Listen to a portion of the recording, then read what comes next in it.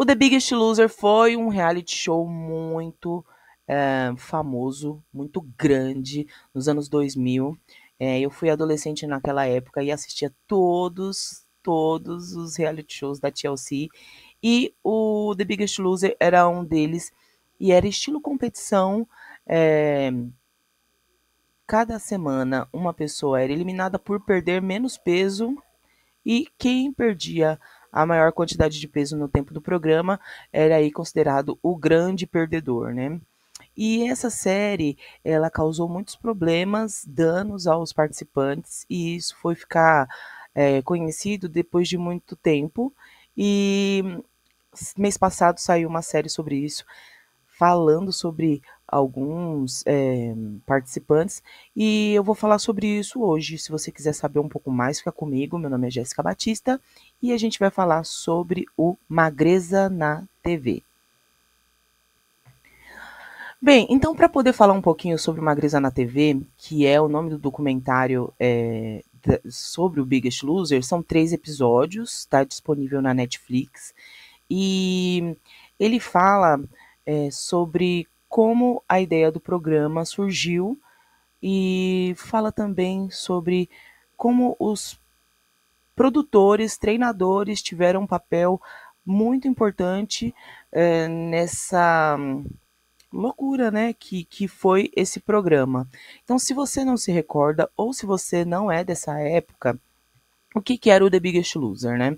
Eram pessoas acima do peso, né? Um programa norte-americano. Então, lá nos Estados Unidos, a taxa de obesidade é muito grande até hoje, né? Eles se alimentam só de ultraprocessados, então eles têm um problema muito grande com a alimentação ultraprocessada e o sedentarismo também, né? Lá tudo é feito de carro, eles também têm saúde pública, então já viu, muitas pessoas acima do peso e um nicho aí de programa. Então, esse programa começou com uma dúvida: como é que ele vai ser feito? Será que vai ser feito num tom de comédia, num tom mais sério? E, e aí, ao longo das semanas, foram definindo o que ia ser mais falado, né?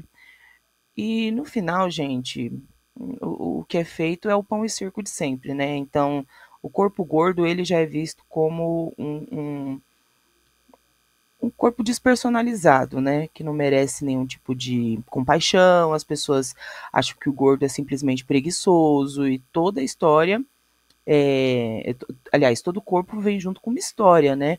Mas partindo do princípio de um programa de entretenimento, você já imagina como isso foi criando um peso, mas foi criando um grande acontecimento, né?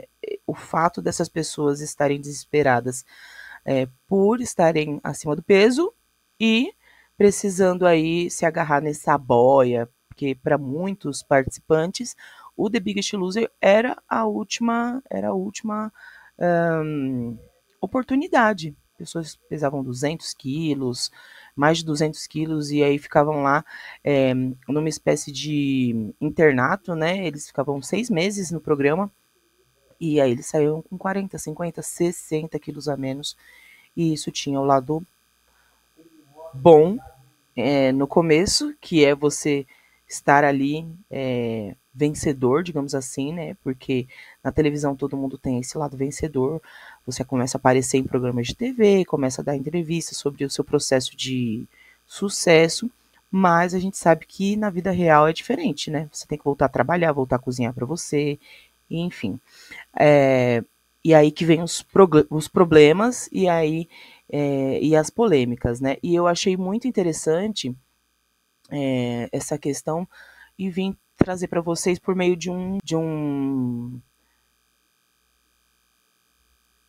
aí eu vim trazer para vocês por meio de um artigo da Martin Seed Magazine, é da Verônica Lupe. Então vamos lá.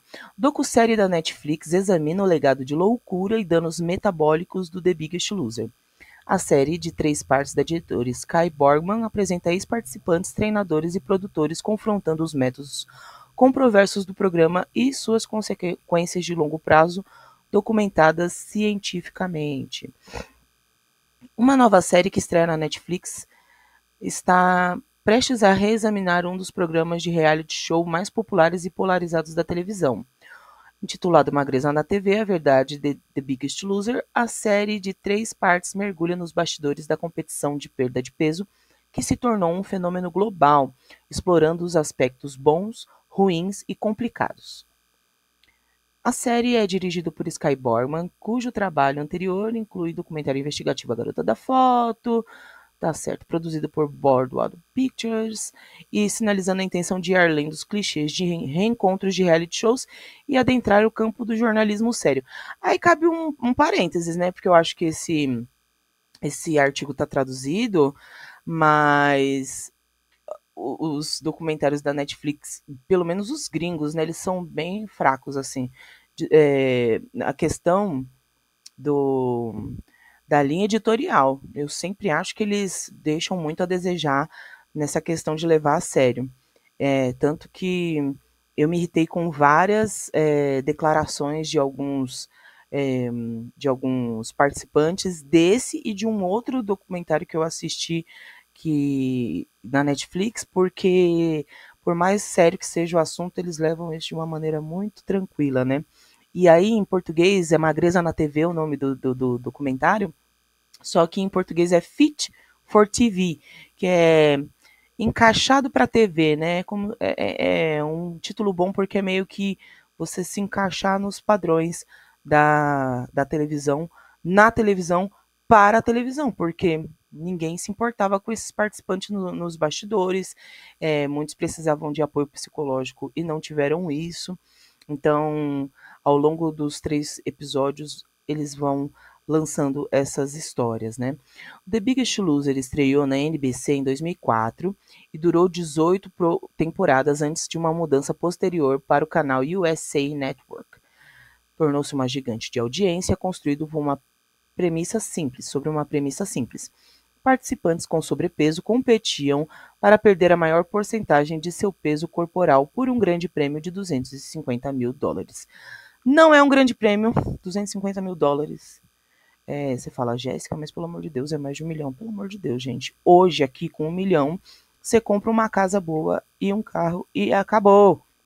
Então, assim, $250.000, você fala que é muito dinheiro, mas eles pararam metade do ano para poder se dedicar ao programa, né? Então, não é um grande prêmio e eles não tinham sobrepeso, eles eram obesos, né? A obesidade é uma doença, o sobrepeso também causa complicações, né? Mas a obesidade já é um outro patamar. Então, por isso que é uma coisa assim de se assustar da forma que foi feito, porque os treinadores eles coagiam tanto aqueles participantes que não ia ter como dar outro resultado a não ser problemas mentais e o efeito rebote de ganhar todo o peso de volta, que foi o que aconteceu com o ganhador da primeira temporada, né? Porque ele ficou tão paranoico assim com essa ideia de ganhar o programa que quando chegou na fase final ele nem comia mais, ele fazia exercício na hora do almoço, fazia exercício na hora de dormir. Eles tinham que se alimentar com 1.200 calorias por dia, o que já é um valor super baixo. E ele comia 800 calorias, que inclusive era o que era indicado para muitos participantes por debaixo, por atrás das câmeras. Os treinadores, o Bob Harper e a Gillian. Eu sempre esqueço, não, sempre esqueço o sobrenome dela. Eu acho que é Gillian Michaels. Gillian Michaels, isso mesmo. E então, eles dois, eles faziam toda aquela parte de entretenimento, né? Então, eles gritavam, eles humilhavam os participantes, né? Falavam coisas assim, eu só vou parar de gritar quando você vomitar, quando você chorar, quando você desmaiar. E muitas vezes era o que acontecia, né? Porque as pessoas, elas é, não tinham uma graduação para você entrar num, no, na vida ativa, né? Do sedentarismo para uma vida ativa, não teve uma curva, foi um choque, né? E isso daí é muito perigoso. Esse participante da primeira temporada mesmo que eu comentei, todos esses processos que ele fez para poder perder mais peso e ganhar, fizeram com que ele urinasse sangue. Teve uma participante também que eles começaram o programa assim, tipo, eles começaram achando o programa que eles já estavam dentro da temporada, só que eles falaram, opa, vocês vão ter que participar dessa corrida aqui na praia, 1,5 km. Se chegar lá, na, na, na corrida, né, no final você ganha a possibilidade de participar do programa. E aí uma das participantes, ela fala assim, meu Deus, eu pensei que eu estava aqui, eu preciso disso, né, meu marido vai me deixar, eu quero, né, cuidar dos meus filhos, e eu vou correr. E essa mulher, ela correu, e quando estava faltando, sei lá, 200, 300 metros para chegar na faixa da, da, da corrida, ela travou nos 4 apoios, ficou lá parada no chão, não conseguia se mexer, não conseguia fazer nada. E aí foi que os participantes perceberam que realmente ela não estava bem e que ela não ia atravessar, ela estava totalmente em estado catatônico. E eles atravessaram ela, todo mundo pegou ela, atravessou ela, e ela teve que ser hospitalizada, levaram ela de helicóptero lá, ela teve uma rabdomiólise, e rabdomiólise, e a rabdomiólise, ela é tipo uma condição que acontece quando uma fisiculturista de alta performance, sabe, tem uma condição séria no músculo ali de danificação, né, ó, é, isso pode levar a sérias complicações, especialmente a insuficiência renal aguda. As causas incluem exercício físico excessivo, lesões musculares, certas drogas e infecções, e os sintomas podem incluir dor muscular, fraqueza e urina escura. Então, foi o que aconteceu com ela. Ela disse que teve uma experiência pós-morte e que ela viu a luz, e assim, mesmo assim, ela quis participar do programa. Então, você vê como a mente da pessoa ela estava inserida num processo tão adoecido, que ela, mesmo passando por uma experiência de quase morte, continuou no programa, mesmo o doutor do programa salientando que era perigoso, que não era indicado ela ir, né? O nome dessa participante é Tracy Yukich e ela participou da 8ª temporada, né? Olha, cadê? No cerne de Magreza na TV estão os depoimentos diretos daqueles que viveram a experiência, alegando que a busca por uma televisão dramática teve um custo físico e psicológico severo. A série detalha alegações de que os métodos do programa levaram aos participantes um território perigoso com pouca consideração por seu bem-estar. A Tracy afirma no trailer que os órgãos estavam literalmente parando de funcionar, enquanto a Joelle Gwynn, da 7ª temporada, lembra de sentir tanta dor que mal conseguia andar, apenas para ser dispensada pela equipe que lhe disse: é só andar que passa.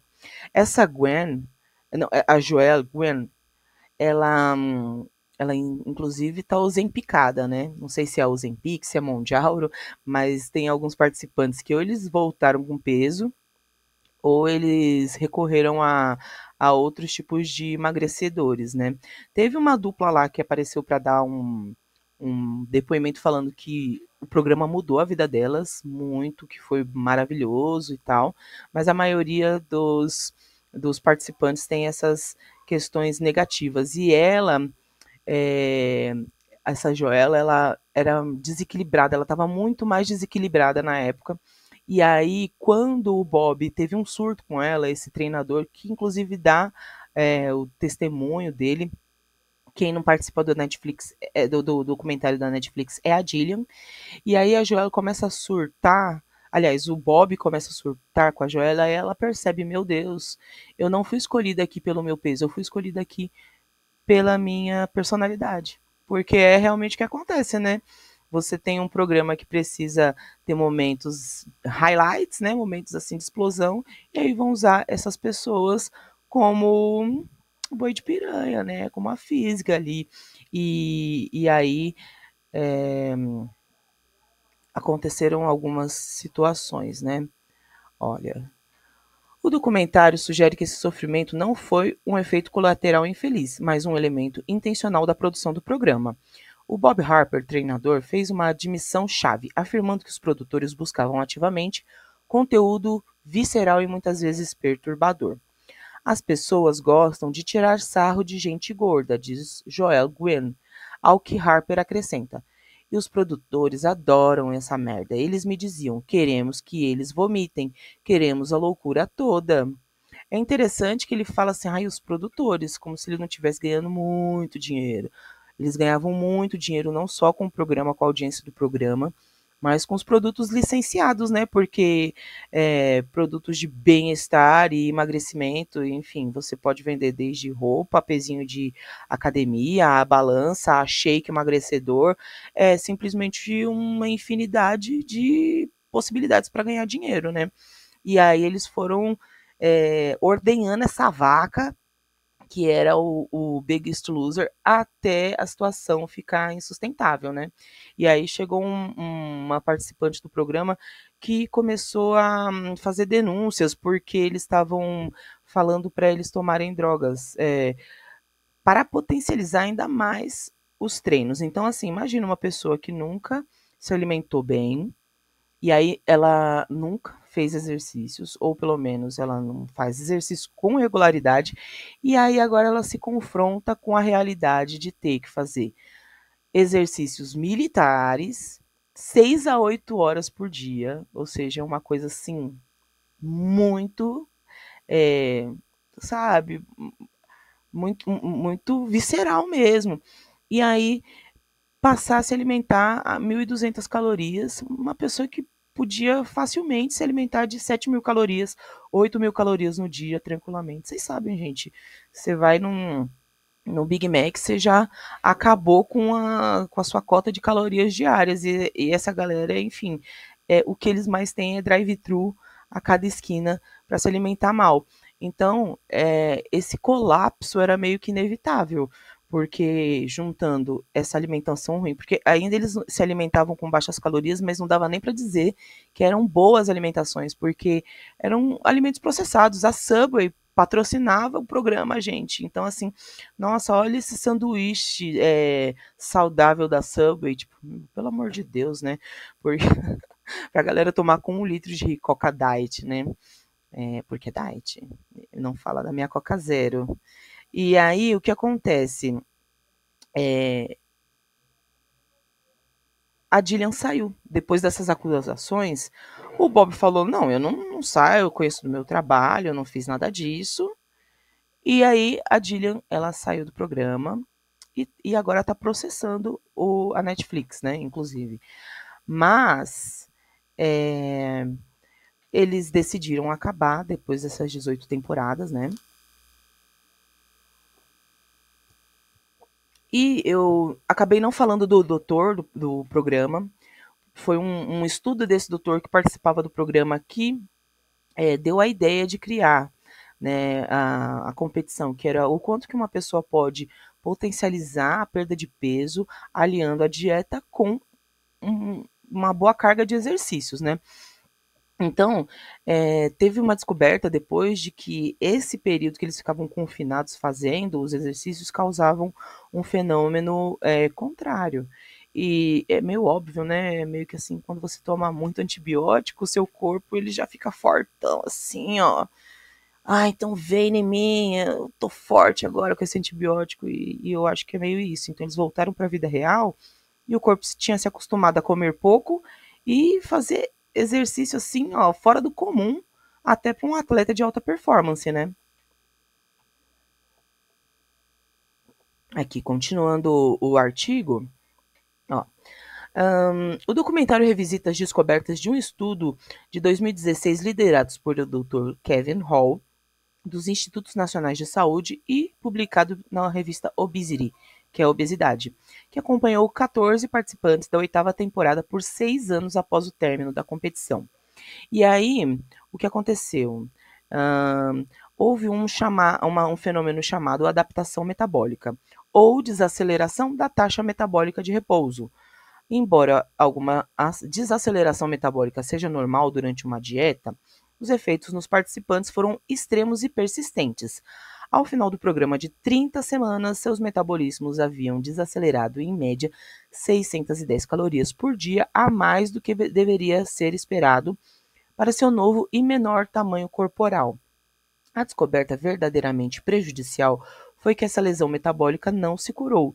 6 anos depois, mesmo após recuperarem uma média de 40 quilos, seus metabolismos ainda estavam suprimidos, queimando uma média de 704 calorias por dia a menos do que deveriam.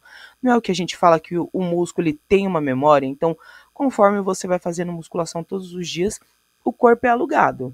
Então, você vai parar de fazer exercício, ele vai voltar aos poucos ao que era.